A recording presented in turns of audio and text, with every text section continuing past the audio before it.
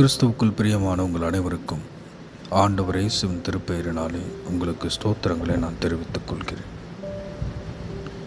3 வருடங்களுக்கு முன்பதாக 40 நாளுக்கான லெந்து தியானத்தை நான் இந்த வாய்ஸ் நோட்டின் வழியாக நிறைய பேருக்கு அனுப்பி வைத்தேன்.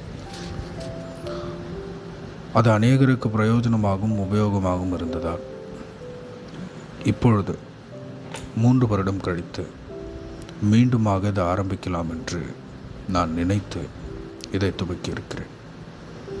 இந்த 40 நாளுக்கான தியானத்தையும் உங்களுக்கு அனுப்புவதற்கு கடவுள் எனக்கு பலத்தை அளிப்பார், கடவுள் என்னோடு கூட இருந்து நம் அனைவரையும் வழி நடத்துவார் என்பதை நான் முழுவதுமாக நம்புகிறேன். இந்த வருடத்திற்கான தியானமாக எதை எடுக்கலாம் என்று நினைத்தபோது என் நினைவுக்கு முதலாவதாக வந்தது உலகின் பல்வேறு நிலைகளில் பல்வேறு இடங்களில் இருக்கின்ற மனிதர்களுடைய பிரச்சனை. உங்களில் எத்தனை பேருக்கு நியூஸ் பேப்பர் படிக்கிற பழக்கம் இருக்கு? ஒரு நியூஸ் பேப்பரில் ஒவ்வொரு பக்கத்துக்கும் ஒவ்வொரு விதமான செய்தியை அவங்க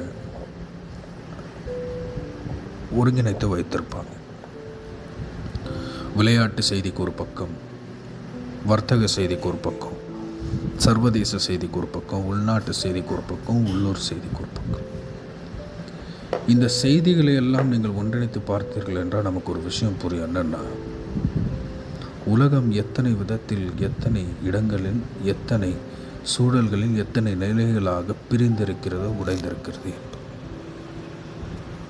நம்மிடத்தில், நம்முடைய வீட்டில் இருக்கிற ஏதாவது ஒரு அழகான பொருள் உடைஞ்சா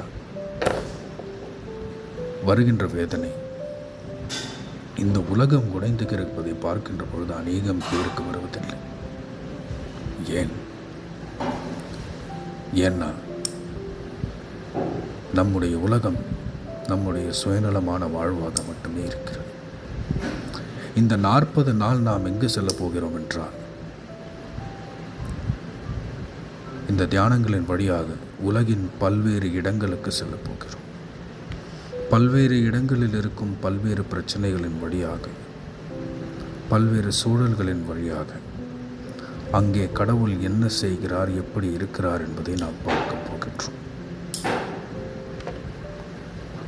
இந்த வருடத்திற்கான லெந்து நாட்களின் செம்பொருளாக நான் தெரிந்து கொண்டது broken Jesus in a broken world. உடைந்திருக்கிற உலகில் உடைந்திருக்கும் இயேசு.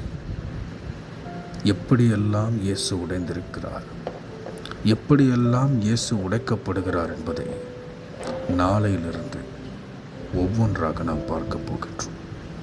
இந்த தியானத்திற்கு உங்கள் அனைவரையும் நான் அன்போடு அழைக்கின்றேன். வாருங்கள், இந்த உலகின் ஏதோ ஒரு உடைந்த மூலையில் இயேசு அழுது கொண்டிருப்பார். அந்த இயேசுவை நாம் தேடி கண்டுபிடிப்போம். ஆண்டவர் நம்மை ஆசீர்வதித்து வழி நடத்துவாராக. ஆமென்.